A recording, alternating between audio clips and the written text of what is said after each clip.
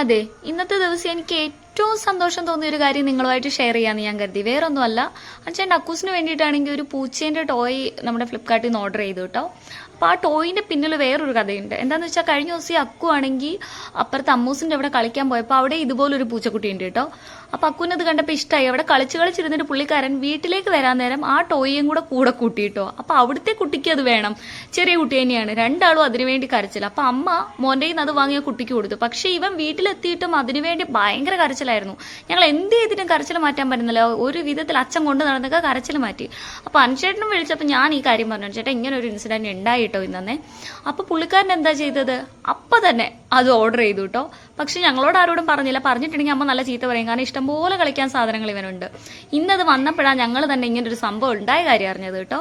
അപ്പൊ എനിക്കത് ഭയങ്കര സന്തോഷമായി. കാരണം മോൻ ഇങ്ങനെ കരഞ്ഞു വാശി പിടിച്ചു എന്ന് പറഞ്ഞപ്പോൾ അച്ഛൻ സങ്കടമായിട്ട് അപ്പൊ തന്നെ അത് ഓർഡർ ചെയ്തു. നമ്മളെ മക്കളെ കുഞ്ഞു ആഗ്രഹങ്ങളാട്ടെ എന്താവട്ടെ അവരെ ഹാപ്പി ആക്കുന്ന ഒരു കാര്യം നമുക്ക് ചെയ്യാൻ പറ്റുമെങ്കിൽ അത് ചെയ്തു കൊടുക്കണമല്ലോ.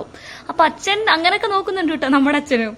അപ്പൊ എനിക്കത് ഭയങ്കര സന്തോഷമായി. അക്കുവിനാണെങ്കിൽ അതിനെ നിലത്ത് വെക്കാൻ പോലും തോന്നില്ല. അതിനെ ഉറക്കുന്നു, അവന് ഇവിടെ അപ്പം കഴിക്കാൻ കൊടുത്തപ്പോൾ അത് കൊടുക്കുന്നു. അങ്ങനെ കണ്ടില്ലേ, ഭയങ്കര ഹാപ്പിയാണ് കേട്ടോ അക്കുവും ഞാനും. അതെ.